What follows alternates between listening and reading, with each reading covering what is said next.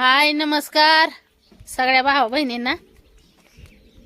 झालं का जेवण भाऊ बहिणीनं? दुपार झाली. मी तर काय आज तुम्हाला सांगते, नुसतं पोहेच केलं होतं. पुरीला डब्याला पण पोहेच दिलं, पोहेच खाल्लं. स्वयंपाक काय केला नाही मी अजून, पोहेच खाल्लं आज. लय डोक्याला ही वाढलं होतं बघा, काय म्हणतात टेन्शन. त्याच्यामुळं जेवणा खावणं एकतर माझं दुर्लक्ष झालंय. म्हणजे जीवती तशी काय उपाशीच नाही राहत, पण तुम्हाला सांगते डोक्यात ताण असल्यावर मग माणसाला मग अनपाणी, जरा अनपाण्यावर दुर्लक्ष राहतं. तर बऱ्याच भावा बहिणींचं म्हणणं असतं, पूनमताई जेवणाचा व्हिडिओ टाका, जेवणाचा व्हिडिओ टाका. पण आता जेवणाचा व्हिडिओ टाकायला ही लागत नाही ना, मन ध्यान जाग्यावर नाही. आता तुम्हाला सांगते, आता सकाळी मी तुम्हाला म्हणजे एक व्हिडिओ तर सोडलाय त्या बायाचा, तडक्यावालीचा, कोल्हापुरी तडक्यावालीचा व्हिडिओ टाकला होता तुम्हाला. आता भाऊजाईचा एक व्हिडिओ आला, म्हणजे राजूच्या पिंकाचा एक व्हिडिओ आलाय की माझे काय चुकी नसताना आहे ना, काय म्हणतात, सारखं कुणाचं ऐकून घ्यायचं आणि रडायचं. तर आता रडून रडून तिचं डोळं खोल गेलं बघा, लय खोल गेलं ते डोळं रडून रडून.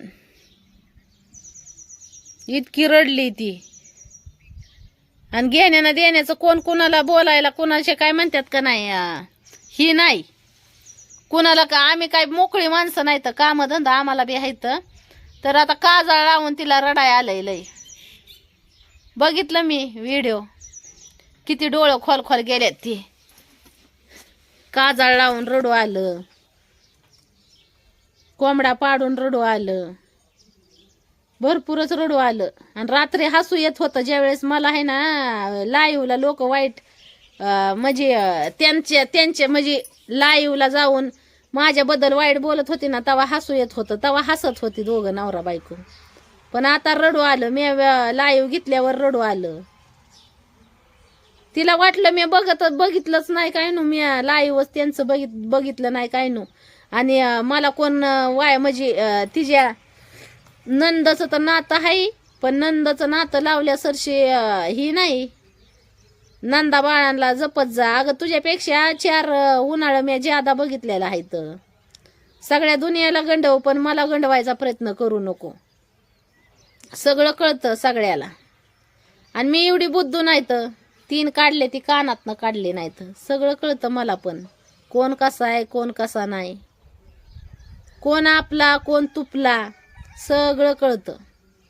पण कसं आहे, कानानं ऐकायचं, डोळ्यानं बघायचं आणि गप बसायचं, असं चालू केलंय सध्याच्याला. मी तरी कुठं कुणाला काय बोलते तेव्हा. फक्त मला ज्या दिवशी सहन नाही ना होत एखाद्या माणसाचं, त्यावेळेस मी त्याच्याबद्दल आवाज उचलत असते. तशी नाही मी, तशी कुणाचं बळ पण नाव पण घेत नाही. तर आता तुला किती टेन्शन आलं ते दिसतंय मला तुझ्या व्हिडिओवरनं. पण किती रडली, किती डोळं खोल गेलं. ती नवला परी इली गायन खांद्या वासरू बाजारला जाय, त्यातली गंमत झाली बघ बाई तुझी. गरीब गाय आणि दावत उडून जात नाही जास्त. हो का भावा बहिणींनो, ज्याच्या त्याच्या मागं ज्याचं त्याचं टेन्शन असतं. मला नाही वाटत की माझ्यापासून कुणाला त्रास व्हावा. आणि एकतर तुम्हाला सांगते, माणूस आपापल्या पद्धतीनं जगण्याचा प्रयत्न करत असतं. कुणाची तुलना कुणाबरोबर करू नये माणसाने. मला एवढंच कळतंय की ज्योतिष ज्याच्या त्याच्या जीवनात जगण्याचा प्रयत्न करतोय. जीवन ही एकदाच मिळत असतं माणसाला, सारखं सारखं नाही. ज्याच्या त्याच्या पद्धतीनं ज्याला जसं आवडेल तसं ज्योतिष जगतोय आपल्या आपल्या पद्धतीनं. मग आपली काय गरजच नाही कुणाला काय बोलायची. आता राजाची पिंकी तिच्या म्हणण्यानुसार जगती, आमचा विषय येत नाही. ज्यावेळेस आम्हाला तिची एखादी गोष्ट जर खटकाय लागली ना, तर आम्ही त्याच्यावर 2 शब्द बोलत असतो. ती एक नात्यानं. कोणत्या नात्यानं? की बाबा आपलं नातं काय तरी हाय त्यांच्या बरोबर. त्याच्यामुळं कुठल्या बी बहिणींना वाटत नाही की आपल्या भावाचं वाटोळ व्हावं, कुठल्याच बहिणींना वाटत नाही. तसंच आम्हाला बी वाटतं की आमचा भाव जीवनात त्यांच्या सुख समृद्धी राहावी, सुखाने आनंदाने संसार करावा, त्यांच्या चांगलं व्हावं, असंच प्रत्येक बहिणीचा दृष्टिकोन ह्योच असतो. आणि आमचा तर विषय येतच नाही. आम्ही तुम्हाला सांगते, प्रत्येक वेळेस 2 गोष्टी समजून सांगण्याचा प्रयत्न केलाय. पण कधी पण आपल्याला आहे ना त्यांनी वाईटच ठरवलेला आहे. तर वाईट तुमच्या नजरेत आम्ही जर वाईट, मी खास करून मी, बाकीचं जाऊन द्या, खास करून मी वाईट आहे ना तुमच्या नजरेत, मी वाईटच असू द्या, मला तुमच्या नजरेत चांगुलपणाचा आवा आणायचा बी नाही, सिद्ध व्हायचं बी नाही, आणि गरजच बी येत नाही मला तुमच्या नजरेत सिद्ध व्हायची. तुमच्या नजरेत मी वाईट आहे ना, असू द्या. भोलेनाथाला माहिती आहे मी कोणाविषयी कशी येते, त्याच्यामुळं मला सांगायची गरज नाही. फक्त मला एका गोष्टीचं वाईट वाटलं की ज्या वेळेस एका बहिणीला पुढचा माणूस वाईट बोलतोय आणि त्या माणसाबरोबर मिळून आपल्या बहिणीवर आपण हसतोय, ह्या गोष्टीचं वाईट वाटलं. त्याच्यामुळं मला रात्री मजबुरीनं बोलावं लागलं आणि मी बोलली. आणि बोलणार का नाही बोलणार? भाव बहिणीच्या पाठीव भाव काय म्हणतात का नाही, एक भाव म्हणजे एक मोठा बहिणीचा आधार असतो. आणि तोच भाव जर आपल्या बहिणीला वाईट बोलणाऱ्या माणसांबरोबर जर हसून बोलत असला त्याची बायको, तर आपल्या जीवाला वाईट वाटेल का नाही वाटणार? तुम्ही सांगा. तुम्ही माझ्या जाग्यावर उभा राहा. आणि जर तुम्हाला जर भाऊ बहिणीनं, मी एक तुम्हाला थोडक्यात उदाहरण देते. जर एक बहीण, आता तुम्ही आहे, तुमचा एक भाव आहे, आणि तुमच्या भावासमोर जर एखादा व्यक्ती जर तुम्हाला वाईट बोलत असेल आणि तुमचा भाव त्याच्या हाला हा करून जर हसत असेल, तर तुमच्या जीवाला कसं वाटेल? मला सांगा, कसं वाटेल तुमच्या जीवाला? चांगलं का वाईट? एवढ्याच प्रश्नाचं माझ्या उत्तर द्या. बाकी काय मी जास्त नाही बोलत, कारण की जास्त बोलणाऱ्या माणसाचं तोंड दिसतं. आणि मी कुणाचं कपट काळं पातं काय माझ्या साठवून ठेवत नाही मनात. मला सवय आहे भाऊ बहिणींनो, कुणाचं पाप मी डोक्यात साठवून ठेवत नाही. ती कवा मी तोंडा वाट बाहेर काढीन असं मला होतं. मी कुणाचाही विषय असा म्हणजे डोक्यात ठेवत नाही. मला कुणाचं चांगलं वाईट असं म्हणजे जास्त करून तर मी माणसा जास्त मी उठत बसत नाहीच. मला एकटं राहायलाच आवडतं. माझ्या भोलेनाथाचं नाव घेऊन मी आपली एकटीच असते. म्हणजे देवाचं कसं आहे, तसं बी कामाच्या नादात मला देवाची बी आठवण होत नाही. माझ्या कामाच्या नादातच दिवसभर असते मी. आणि जीवन हे आपलं आहे, हे आपल्या लेकरा बाळांसाठी आणि संसारासाठी जगते मी. प्रत्येक महिला जगत असते, मीच नाही. आणि त्याच्यात कसं आहे, चार माणसं जरा आपली जन्मापासून रिलेटेड माणसांपासून जर आपल्याला त्रास होत असला तर माणूस कधी नाही कधी आपलं मन मोकळं करतोच ना. आणि हाय बाबा मी करते कुठं नाही कुठं माझं मन मोकळं. हां, तर आता मी पिंकाचा व्हिडिओ बघितला, राजूची पिंका. ती म्हणते की मी कुठवर त्रास सहन करायचा आणि रडायचं. आता मला तर काय बोलावं आणि काय नाही बोलू, तर जास्त बोलली तर काय म्हणतात ना, मी बोलल्यावर जरा राग येतो माणसाला. व माझं बोलणंच आहे तसं, माणसाला राग या जोग.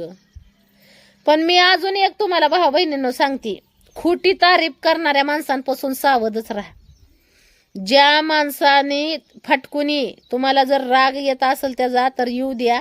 जो माणूस स्पष्ट बोलून त्याचं जी मनातलं काय आहे ते आपल्याबद्दल जे सांगतो ना स्पष्ट बोलून, त्याचा राग नाही येऊन द्यायचा.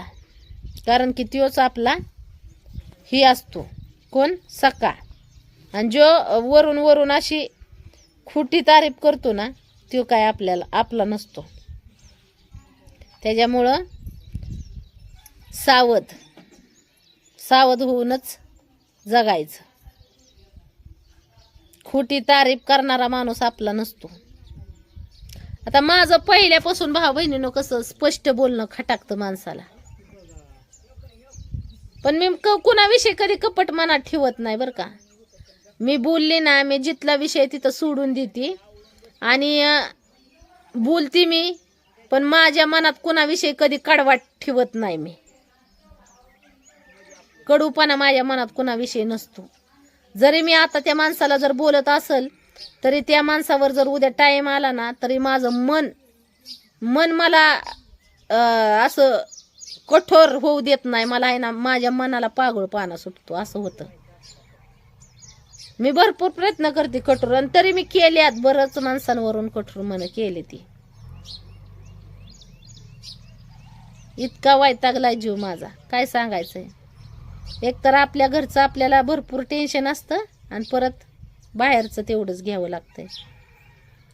त्याच्यामुळं ह्या जगात वावरायचं म्हणलं ना तर जशाच तसं होऊन जगायचं तरच माणसाचं जीवन जगणं आहे. नाही तर ह्या जगात कुणी कुणाचा नाही. कलियुग आहे, कलियुग. कलियुगात राहायचं म्हणल्यावर लय सावधगिरीने राहावं लागतं या, आणि सावधगिरीने वागावं लागतंय. नाही तर माणसं अशी चिंगरून आपल्याला कवा अशी टाकत्याल ना सांगू शकत नाही आपण. चेंगराईला मागं पुढं बघणार नाहीत.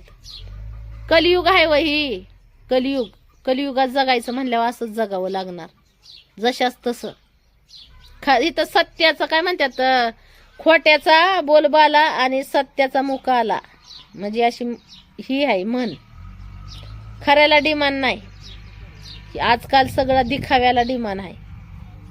आतून तो किती बी काळा असू द्या, पण वरून जर माणूस एकदम टकाटक चक्क दिसला ना तरी त्याला मार्केट आहे. आणि आतून त्याचं मन किती बी साफ असू द्या, आणि वरून जर तो मळका जरा दिसला ना तरी त्याच्या दिखाव्यावरनं त्याची तुलना केली जाते. ह्या जगात माणसाच्या दिखाव्यावरून माणसाची तुलना केली जाते. लय अनुभव घेतलाय मी, भरपूर अनुभवाचं बोलती मी, आणि पहिल्यापासून सगळ्यांचा अनुभवच घेत आली. कोण कसा आहे, कोण कसा नाही, कोण आपला, कोण तुपला, कोण कामापुरता, कोण आपल्या परिस्थितीत साथ देणारा. आपल्यावर तर तशी देवाने भरपूर असं टाइम येऊन गेलं, पण आपल्या देवाशिवाय आपल्याला साथ कुणी दिली नाही. आता सोशल मीडियाचं एक माध्यम होतं. पहिल्यापासून व्हिडिओ काढायला मी सुरुवात केली, सोशल मीडियावर आली. सोशल मीडियावर मला बऱ्याच भाऊ बहीण अशी स्वतःची मला मन मिळावं भेटली. त्यांनी मला मनापासून सपोर्ट केला, आणि खरंच मनापासून त्यांनी मला आशीर्वाद पण दिलेला आहे. तर मी जीवनात पुढं जावं म्हणून त्या भावा बहिणींचं मी मानल तेवढं उपकार कमीच आहेत माझ्याकडून. जेवढं मी मानल ना त्यांचं उपकार तेवढं कमीच आहेत. कारण की माझ्या आहे ना वाईट वेळेत त्यांनी मला साथच दिली म्हणायची. पण भावा बहिणींनो, ज्या माझ्या वाईट वेळेत ते ज्या भावा बहिणींनी साथ दिली ना, त्यांनी माझी पहिल्यापासून परिस्थिती बघितलेली होती. त्याच्यामुळे ती अजून सुद्धा माझ्या परिस्थितीवर मला चांगलंच, म्हणजे माझ्या जीवनात काय जी बदल घडल्यात ती भोलेनाथाच्या कृपेने आणि त्यांच्या आशीर्वादानेच घडलेलं आहेत. आज तुमची पूनमताई चांगल्या घरात राहती. ही घर आपलं, ह्या आपल्या चांगल्या घरात राहती. परत पूनमताईच्या जीवनात भरपूर असं बदल झालेला आहे. खाऊन पिऊन निवाऱ्याला लेकरं बाळ सुखी समाधानात आहेत. पण काही लोकांना काय होतं भाऊ बहिणींनो, की आपली परिस्थितीवर जी मात करून आपण जी पुढं आलोय ना, ही काही लोकांच्या नजरेत खटाकतंय. त्यांना बघू वाटत नाही. ती आजकाल आलेली आपल्या चॅनलवर आहे ती, त्यांना काय, आणि जरी त्यांनी मी म्हणते पहिल्यापासून जरी बघितलेलं असेल तरी पण कुणाचं चांगलं झालेलं कुणाला बघू वाटत नाही. ह्या जगाची ती रीतच आहे. व दुसऱ्याचं चांगलं झालेले बघण्याची क्षमता त्या डोळ्यात नाही. काही भाऊ बहीण आहे ना इतकी प्रेमळ मनाची आहेत, आणि काही इतकी खालच्या पातळीची थर्ड क्लास लेवलची आहेत. एखादा माणूस कष्टाने जरी करून खात असेल ना तरी त्याला खाऊ देणार नाहीत. आणि काय भाऊ बहीण एवढी मनापासून त्यांचा आत्मा तळतळतो एखाद्या पुढच्या माणसासाठी. त्यांचं ना आपलं नातं गोतं नाही, पण त्यांनी आपल्या परिस्थिती बघितलेली आहे. आपण परिस्थिती करताना आपल्या आपण त्या परिस्थितीवर मात करत होतो त्यावेळेस त्यांनी बघितलेलं आहे. त्यांच्या जीवनाला अजून हळहळ लागती. अहो दिवस आपलं काय म्हणतात, ठोक्याचं घाव सोसल्याशिवाय दगडाला देव पण येत नाही. प्रत्येक माणसाला ठोक्याचं घाव सोसावंच लागतात, तेव्हाच त्याला देव पण येतं. या दगडाची मूर्ती घडवायची म्हणल्यावर त्याला ठोकं सोसावं, घाव सोसावं लागतात, तेव्हा त्याला आकार येतोय त्या देवाचा. तेव्हा त्याला देव पूजा करतात त्याचे. कुठली बी गोष्ट मिळवायची म्हणल्यावर त्याला ठोक्याचं घाव सोसावंच लागतात. तसंच आहे ना, प्रत्येक माणूस जीवनात काय नाही काय करायसाठी जीवनाला भरपूर त्रास करून घेतलेला असतो त्याने. आणि मी पहिल्यापासून घेतलेला आहे. मी पहिल्यापासून आता 15-16 वर्ष झालं, माझं 17 वर्ष आता लग्नाला होत्या श्रावण महिन्यात. पूर्ण 17 वर्ष झालं. जसा सुटल्या बाशिंगाचं नवऱ्याच्या इथं त्रास काढलाय ना, तवा कुठं जाऊन आता आम्ही चांगल्या म्हणजे घरात राहायला हे लागले. तर काय लोकांनी एवढं मजबूर केलंय की त्याचा आनंद सुद्धा घेऊ देत नाहीत. जो आनंद आहे ती हिरवून घेतात लोक, बाकी दुसरं कोणी नाही.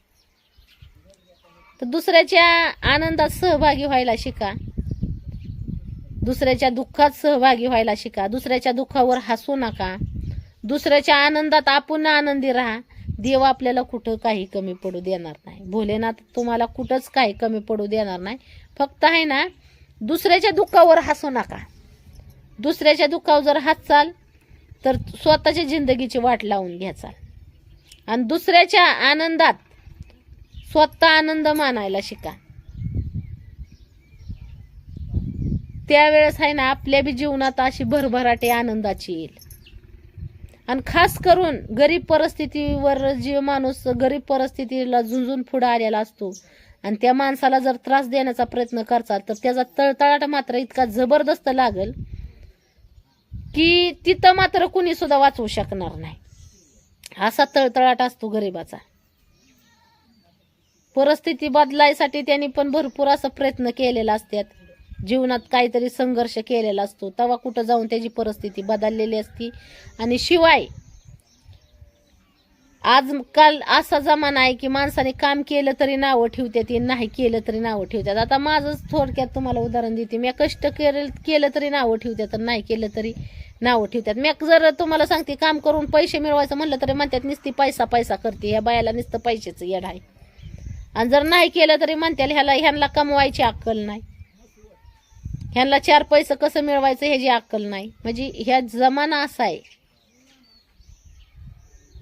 खाली उतार काय म्हणतात का नाही, जमाना. ह्या जमान्यात जगायचं मुश्किल आहे भाऊ बहिणींनो.